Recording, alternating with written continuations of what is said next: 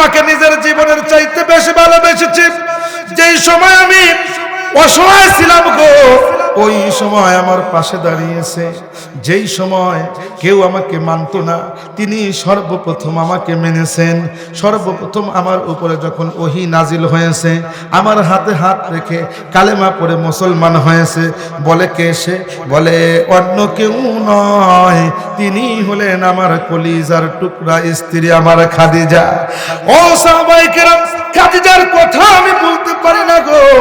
আম্মা জান আয়েশা সিদ্দিকা রাদিয়াল্লাহু তাআলা আনহা আমার নবীকে ডাক দিয়া বলে, ও নবী, কেন আপনি বারবার খাদিজার কথা বলেন? সে তো একজন বিধবা নারী ছিলেন, বৃদ্ধা মহিলা ছিলেন, আপনি কেন বারবার খাদিজার কথা আমাদের সামনে বলেন? রাসূল ডেকে বলে, ও আয়েশা রে, তোমরা হলে আমার সুখের দিনের সাথী, আর আমার খাদিজা হলো আমার দুঃখের দিনের সাথী। দিলের কান দিয়া শুনবেন আমার ভাইরা, ও কোনের কাতি এলাকার ভাইরা রে, মনোযোগ দিয়া কথাগুলো শোনার চেষ্টা করবেন। রাসূল বলেন, আমি যখন ঈমান আনলাম, আমি যখন ওহী নাজিল হয়ে যখন আমি আসলাম, আমার খাদিজা আমার হাতে হাত রেখে সর্বপ্রথম মুসলমান হয়েছে। বন্ধুরে, আমার খাদিজা নিজের সমস্ত সম্পত্তিগুলো আমাকে দিয়ে দিয়েছে। আমি সম্পত্তিগুলো আল্লাহর রাস্তায় ব্যয় করেছি। খাদিজার কোনো অভাব ছিল না, কোনো অভিযোগ ছিল না। আমার খাদিজা আমার জন্য দুঃখের জীবন বেছে নিয়েছে। আমি যখন দিনের দাওয়াত দিয়ে কাজ করে যখন আসতাম, রাত্রিবেলায় যখন দরজায় যখন খাদিজা বলে ডাক দিতাম, একটা ডাক দিতাম, দ্বিতীয় ডাক দেওয়ার কোনো প্রয়োজন পড়তো না। আমার খাদিজা সঙ্গে সঙ্গে দরজাটা খুলে দিত। বর্তমান জামানার নারীদের ডাকতে ডাকতে মুখে ফেনা উঠে যায়, তারপরেও উঠতে চায় না, ওঠার পরেও আবার কথা শোনায়, কথা কোন ঠিক কিনা? খাদিজাকে রাসূল বলেন, ও খাদিজা, একটা ডাক দেওয়ার পরে তুমি সাথে সাথে উঠে যাও, তুমি কি ঘুমাও না? খাদিজা ডেকে বলে, ইয়া রাসূলুল্লাহ, ইয়া হাবিবাল্লাহ, আপনি যখন দিনের দাওয়াত নিয়ে যখন আপনি চলে যান, আমি খাদিজা ঘুমাইতে পারি না। কেন ঘুমাই না? কোন সময় কাফেররা আপনাকে ধাওয়া করবে, কোন সময় কষ্ট দিবে, আপনি দৌড়ে চলে আসবেন, এসে আপনি খাদিজা খাদিজা বলে ডাকা আরম্ভ করবেন। উঠে দরজাটা খুলতে দেরি হয়ে গেলে আপনি কষ্ট পাবেন, আমার আল্লাহ নারাজ হয়ে যাবে, আমি জাহান্নামে চলে যাব। ইয়া রাসূলুল্লাহ, আপনি যখনই বাহিরে থাকেন, আমি খাদিজা দরজার সাথে পিঠ লাগা ঘুমাই, বিছানার সাথে আমি কখনো পিঠ লাগাই না। কেমন কুরবানি খাদিজা করেছে, যার কারণেই তো আল্লাহ রাব্বুল আলামিন জিবরাইল আমিনকে জানায়া দেয়, ও জিবরাইল রে, যাও যাও, চলিয়া যাও, দুনিয়ার মধ্যে থেকে আমার খাদিজাকে জানায়া দাও, আমি আল্লাহ রাব্বুল আলামিন খাদিজার জন্য সালাম পাঠিয়েছি। জোরে কোন সুবহানাল্লাহ। আমার আল্লাহ রাব্বুল আলামিন খাদিজাকে নিজে সালাম দিয়েছেন। এই খাদিজার কথা মনে করে আমার নবী কান্দে। ও নবী, আপনি কি জন্য কাঁদেন? নবী আমার ডাক দিয়া বলে, আমার খাদিজার বড় মেয়ে জয়নবের যখন বিবাহ হয়, আমার খাদিজা গলা থেকে তার প্রিয় হারটা খুলে দিয়েছিল মেয়েকে উপহার স্বরূপ।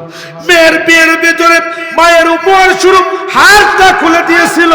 এই হারটা জয়নব গলার ভিতরে রাখতো এবং মার কথা মনে করতো, মায়ের স্মৃতিটা দেখে দেখে স্মরণ করতো। কিন্তু আজকে স্বামী গ্রেপ্তার হয়েছে, যার কারণে আমার জয়নব সহ্য করতে পারে না, কষ্ট করে বুকের উপরে পাথর বেঁধে নিজের মায়ের স্মৃতিটা, শেষ সম্বল হারটাও স্বামীর মুক্তির জন্য সে খুলে দিয়ে দিয়েছে। ও সাহাবীরা, তোমাদের কাছে আমি কিচ্ছু চাই না, আমি একটা জিনিস তোমাদের কাছে আবদার করতে চাই। তোমরা যদি আমাকে অনুমতি দাও, তাহলে আমার জয়নবের হারটা, আমার জয়নবকে আমি একটু ফিরিয়ে দিতে চাই। তোমরা যদি অনুমতি না দাও, আমি রাসূল এইটা ফেরত দেব না। সাহাবায়ে কেরাম বললেন, ইয়া রাসূলুল্লাহ, আপনি অনুমতি কি জন্য চান? আপনি ইচ্ছা করলেই তো দিয়ে দিতে পারেন। আমার রাসূল বলেন, ইসলাম ন্যায় বিচার শিক্ষা দেয়, অন্যায় শিক্ষা দেয় না।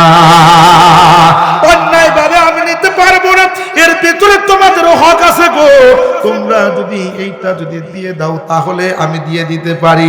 আমার জয়নবের জন্য এইটা শেষ সম্বল, তার মায়ের চিঠিটা থাকবে, এইটা দেখে দেখে জয়নব মায়ের কথা মনে করবে।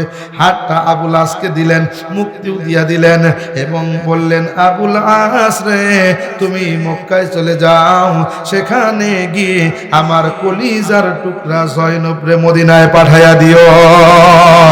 আর ঘটনা আমি বলতে চাই না, এই ঘটনাটা এই জন্য বললাম গো, ইসলাম অন্যায় শিক্ষা দেয় না, ইসলাম জুলুম আমাদের শিক্ষা দেয় না, ইসলাম আমাদের ন্যায় বিচার শিক্ষা দেয়। ন্যায় বিচার যেই সমস্ত মানুষেরা করবে, আমার আল্লাহ রব্বুল আলামিন হাসরের দিনে তাদেরকে বিচারকের মর্যাদা দিয়া জান্নাতে পৌঁছায়া দিবে। জোরে কোন সুবহানাল্লাহ।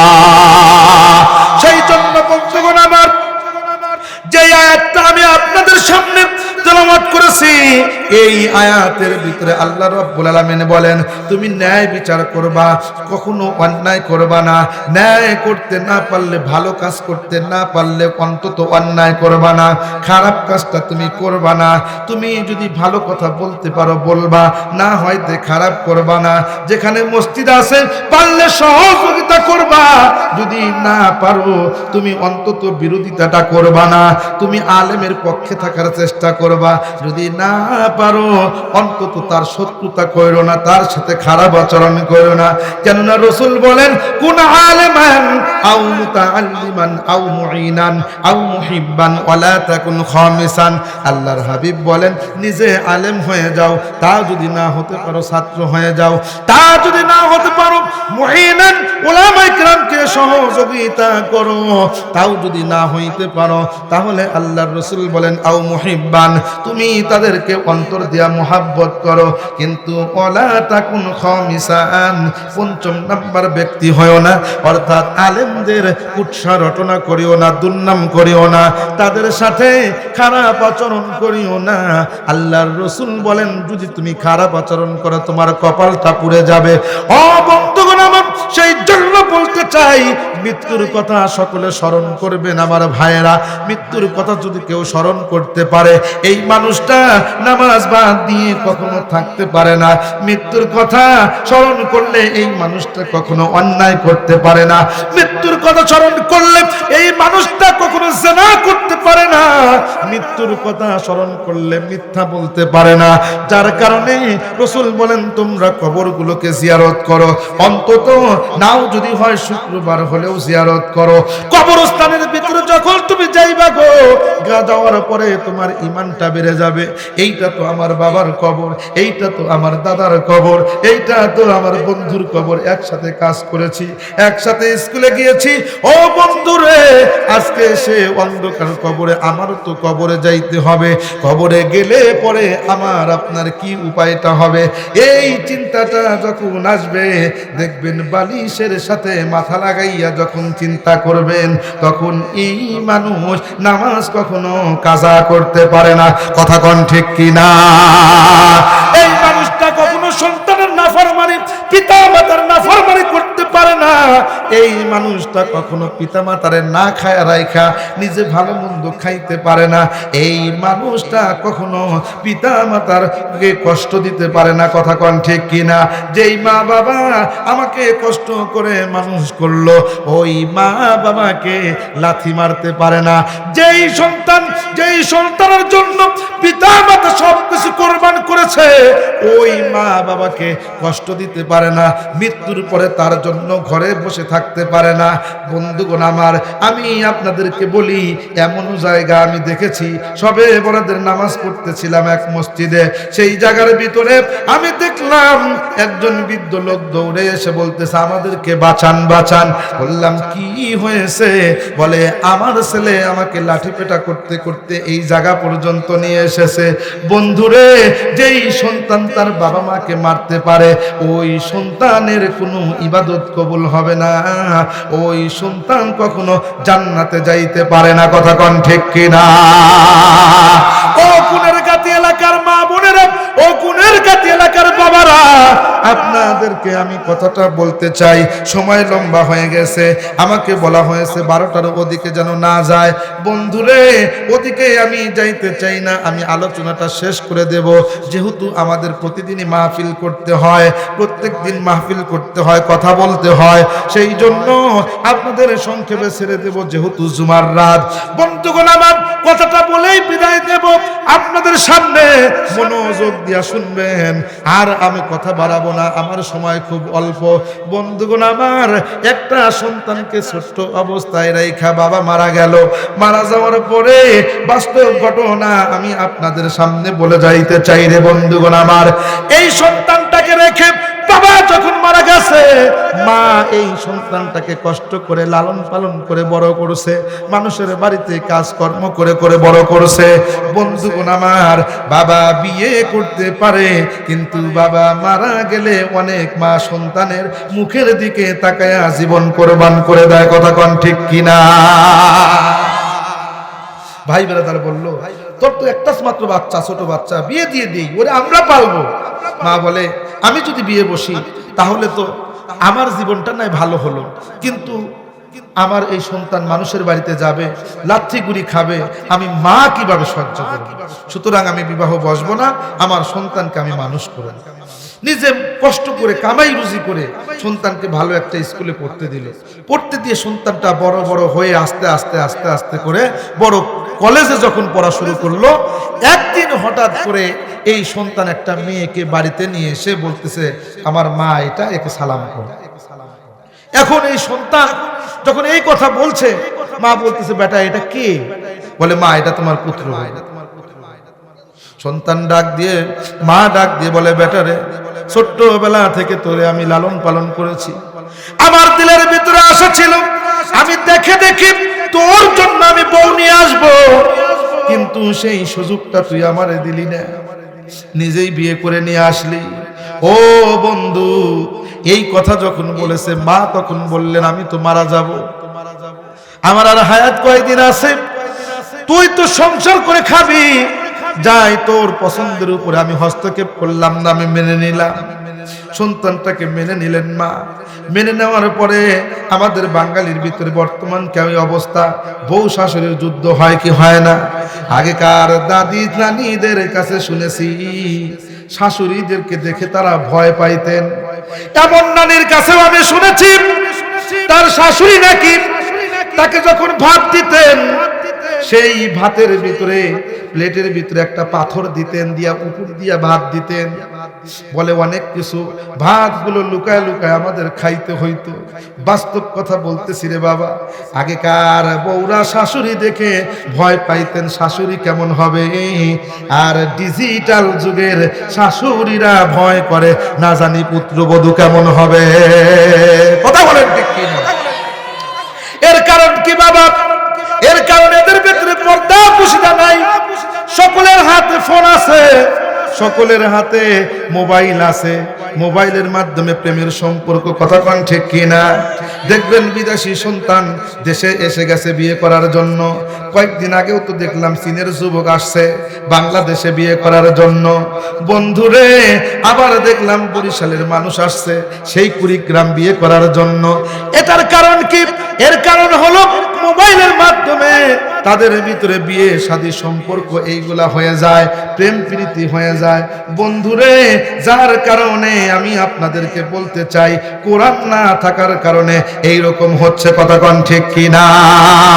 সেই জন্য এক কবি ডেকে ডেকে বলতেছেন, সুন্দর করে ডেকে ডেকে বলেন, আগে চলতো গরুর গাড়ি, এখন চলে বাস, স্প্রিং এর গদি আর ফুরফুরা বাতাস, বর্তমানে মেয়ে মানুষের হইছে ফুটানি, পাতলা একটা শাড়ি পরে পিছনে ফালায় বিনি, রাস্তায় রাস্তায় ঘুরে ফেরে সব শয়তানের নানি, জাহান্নামে যাচ্ছে তারা হাদিসের বাণী, নাই তো সেথায় নামাজ রোজা, নাই তো কোনো কাম, আছে শুধু প্রেম প্রীতি আনন্দ আরাম। কথা কোন ঠিক কিনা? কথা কোন ঠিক কিনা? বর্তমান তো এরকমই চলতেছে, সারা রাত যুবক ঘুমায় না।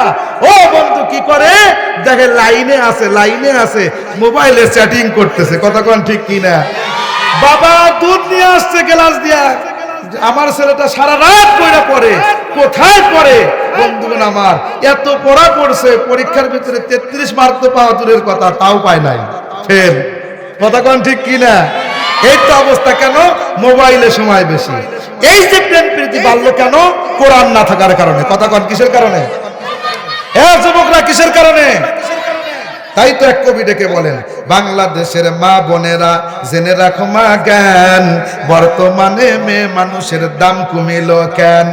দাম যদি বাড়াইতে চাও মা শেখো কোরআন পড়া, কোরআন পড়া না শিখিলে হইবে শ্মশান ঘাটের মরা, মরারও তো দাম আছে ভাই আতর গোলাপ পায়, মেয়ে মানুষ হইলে পরে নাহি কেহ চায়, মেয়ের বাবা চিন্তা করে করি কি উপায়, অল্প টাকার জামাই এখন কোথায় খুঁজা পাই, খুঁজতে খুঁজতে চইলা গেল সেলিম আলীর বাড়ি, সেলিম আলী হুন্ডা সারা নেহি শাদি করি, এক সাটা জমি নাই রে নাই থাকার একটা বাড়ি, বিয়ের কথা শুনলে পরে চায় হুন্ডা গাড়ি। কথা বলেন ঠিক কিনা? এই যে হুন্ডা গাড়ি এইগুলো চাচ্ছে, এর কারণ কি তা কি জানেন? মেয়ের ভিতরে পর্দা নাই, মেয়ের ভিতরে দিনদারিত্ব নাই। আজকে এই হুজুরকে যদি বিয়া করাইতে যাইতে চাই, পাত্রী খুঁজে পাওয়া যায় না। কেন? বলে হুজুর পাত্রী তো অনেক আছে, কিন্তু আপনার সাথে বিয়া দেওয়ার মতো পাত্রী নাই, কথা কোন ঠিক কিনা? কেন? পর্দা পুশিদা নাই তো। আপনারা বলুন, ডাবের পানি ডাবের ভিতরে থাকলে দাম না বাইরে থাকলে দাম? ডাবের ভিতরে থাকলে পানির দাম আছে না নাই? কলা বাজারে গেছেন, যদি খোসাওয়ালা থাকে ওইটা আপনি দাম দিয়ে কেনেন, আর যদি দোকানদার খুইলাই খাইবেন, একটু খুইলাই দিলাম, নিবেন? কথা কম নিবেন? এইটা যদি বোঝেন যে খোলা জিনিসের দাম কম আর ঢাকা জিনিসের দাম বেশি, আমার মা বোনেরা যত পর্দায় থাকবে দাম বেড়ে যাবে, আমার মা বোনেরা যত খুলে যাবে বেপর্দা থাকবে দাম তত কমে যাবে। কথা কম ঠিক কিনা? আজকে এই পর্দা নাই, কারণ কি? মার্কেটের ভিতরে হুজুরের মিয়া যায়, মার্কেটের ভিতরে হাজী সাহেবের মিয়া যায়, মার্কেটের ভিতরে গাজী সাহেবের মিয়া যায়, শিল্পপতির মিয়া যায়, প্রত্যেকটা মানুষের মেয়েরাই মার্কেট গরম করে, কথা কোন ঠিক কিনা? ঈদের ভিতরে হাজী সাহেব যদি যায়, হুজুর সাহেব যদি যায়, দোকানদার ডাক দিয়ে হাজী সাহেব পরে এসেন, ঈদের পরে এসেন হাজী সাহেব, এখন আপনার সিজন, কথা কোন ঠিক কিনা? এখন আপনার সিজন। কেন? একটা মেয়ে আসলে পরে, আপু আসেন বসেন, হ্যাঁ আপনার জন্য ভাইয়া এটা কত হবে ভাইয়া? বলে এটা কত হবে তা কি জানেন? দাম হলো 700, এটা 2700। কত ভাইয়া? একটু বেশি হইলো, কত দিবেন আপু আপনিই বলুন। এখন সে চিন্তা করে 2700 টাকার জিনিস কিভাবে কত কই, ভাইয়া 1500 টাকা দেওয়া যায় না? ছি আপু ছি, এটা কি দাম বললেন? এটা কিনতেও পারি না। কথা বলেন ঠিক কিনা? এটা কিনতেও পারি নাই। তখন বলে তাহলে কত দেওয়া যায়? আপু আপনি নিলে আপনি 200 টাকা আপনার জন্য, আপনি 2500 টাকা দিতে পারেন। না ভাইয়া আমি অত দিতেই পারবো না, 2000 টাকা ভাইয়া। হ্যাঁ এটা না আপু দেওয়াই যাবে না। ভাইয়া এটা কথা বললেন, আপনার দোকানেই তো আসি। বলে আচ্ছা ঠিক আছে, আপনারে আমি আপনার জন্যই দিলাম, এটা কাউকে যেন বলেন না। ধন্যবাদ আপু, আবার আসবেন। আপু তখন ডাক দিয়ে বাসায় যায়, কয় সারা জীবন শুধু সংসার করার বাজারে যা গুড়া মাছ কিনা ঠকো, গুড়া মাছ কিনা কিনা ঠকো, আর জামা কাপড় আনতে গেলে বেশি দাম দিয়ে নিয়ে আইসো। যে জিনিসের দাম 700 টাকা বেচলেও 200 টাকা লাভ, এইটা বেচলো কত? 2000। দেখো দোকানদার ভাইয়াটা কত ভালো, 2700 টাকার জিনিস আমাকে 2000 টাকা দিল। কথা কোন ঠিক কিনা? এর কারণ কি? মার্কেটে যাইতেছে, আমাদের বাড়িতে পর্দা না থাকার কারণে। কেন? অনেক হাজি এমন আছে হজ করছে 2 নাম্বারই টাকা দিয়ে। কথা কোন ঠিক কিনা? অনেক হাজি হজ করে, চেহারায় কত দাড়ি, এই যে বাবার চেহারা কত দাড়ি, হাজি দেখলে কলজা ঠান্ডা। কথা কোন ঠিক কিনা? কিন্তু অনেক হাজি দেখবেন দাড়ি নাই। কথা কোন? অনেক হাজি আছে হজ করছে 2 নাম্বারে হারাম টাকা দিয়া, তার হজ কি কবুল হবে? এই জন্য কবি ডেকে বলে, চোরের নৌকা সাধুর নিশান, মাঝে মাঝে ওরে টুপি পরা জুব্বা পরা তসবি নিয়া ঘরে, টাকার জোরে হজ করেছে নাম ফুটাইছে হাজি, গোপন খাতা খুইলা দেখি 1 নাম্বারের পাজি। কথা ঠিক কিনা? আপনারা মনে বেজার হইতেছেন। সম্মানিত হাজিরিন, 1 নাম্বারের পাজি। কেন? ওই হাজি 2 নাম্বার টাকাতে হজ করছে, ওর মুখে দাড়ি নাই, ওর বউ পর্দা নাই, কিন্তু যেই হাজি সঠিক টাকা দিয়ে হজ করছে ওর ভিতরে ঈমানের গাছ উগায়া উঠেছে, উৎপন্ন হয়েছে। কথা বলুন ঠিক কিনা? আর আমি সামনে বাড়াবো না বন্ধুগণ আমার, আমি কথা বললে অনেকক্ষণ আরো কথা বলতে পারবো, রাত্রি হয়ে গেছে।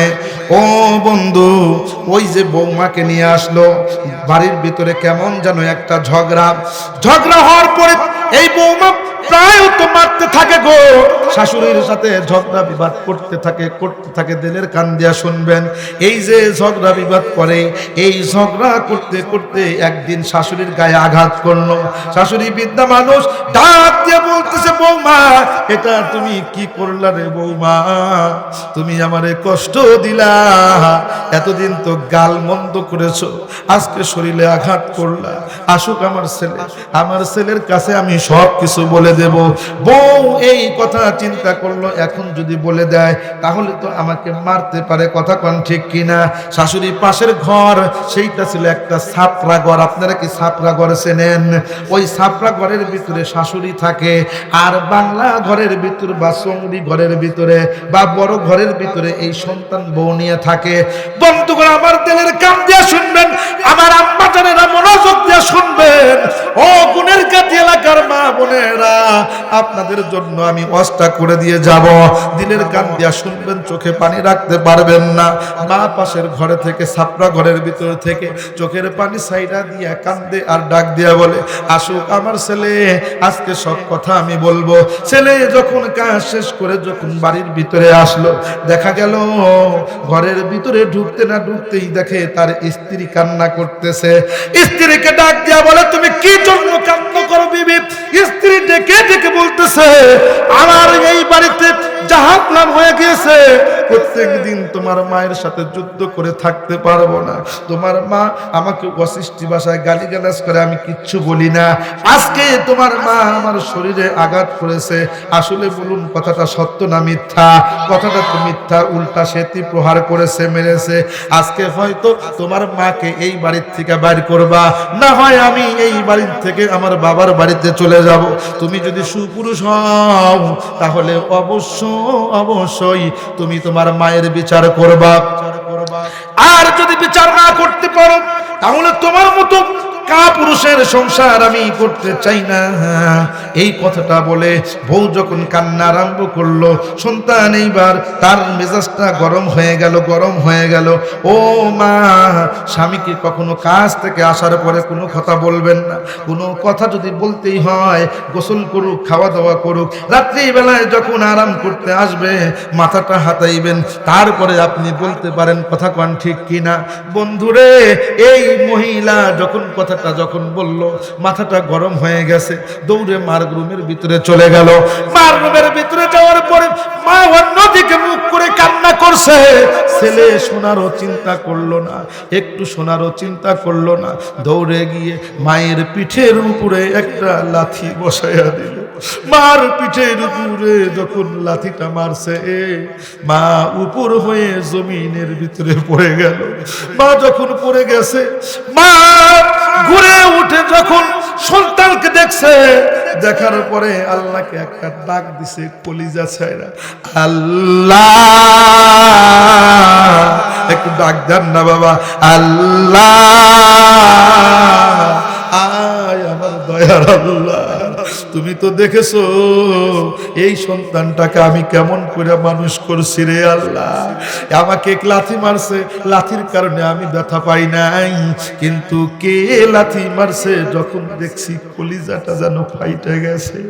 আল্লাহ, এই লাথিটা অন্য কেউ যদি মারতো আমি এত ব্যথা পাইতাম না, কিন্তু যখন দেখেছি আমার কলিজার টুকরা সন্তান আমার লাথিটা মারছে, বেটা রে তুই কি কাজটা করলি রে বেটা?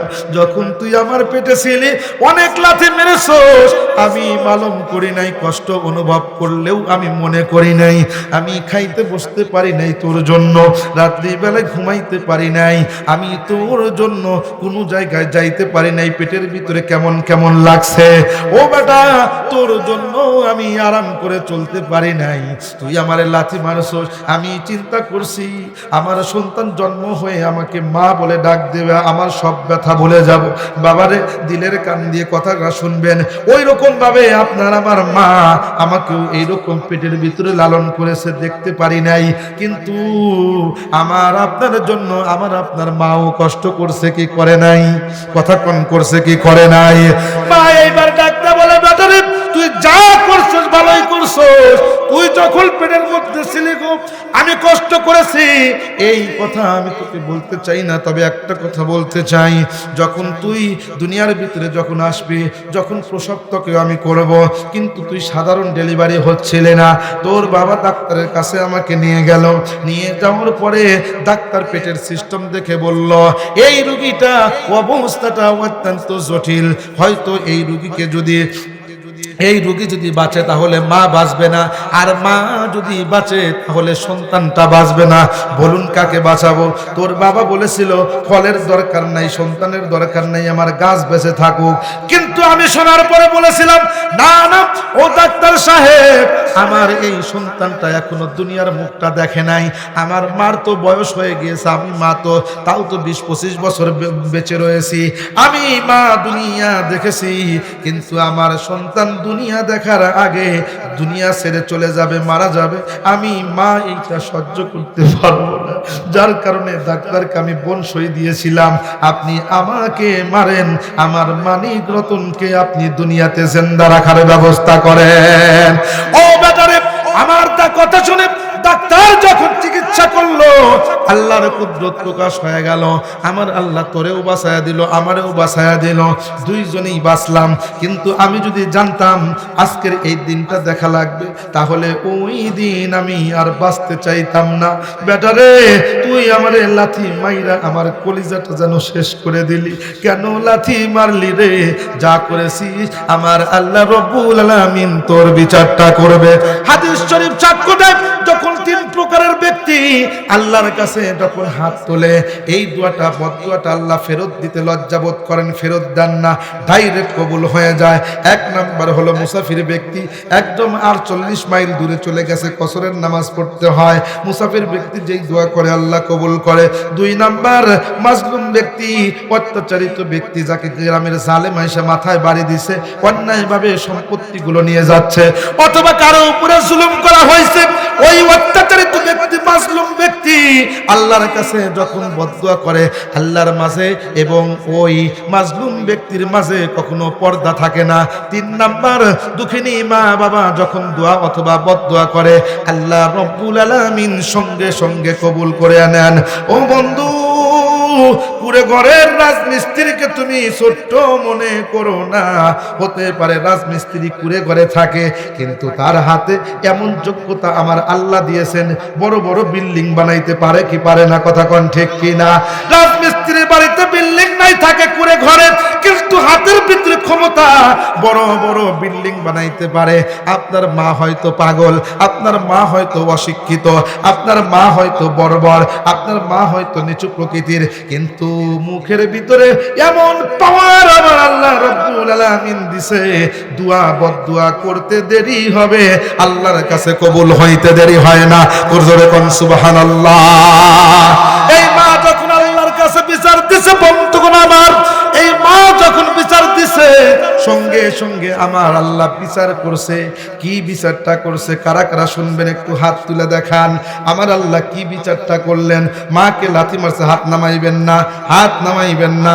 কারা কারা শুনবেন একটু হাতটা নাড়া দেন, একটু হাতটা নাড়া দেন। বন্ধুরে, এই বিচারের কথাটা বলেই বিদায় নিয়ে যাব। এই বিচারটা তরুণ তরুণ আমার আল্লাহ ওই জায়গার ভিতরে বিচারটা করে দিছে।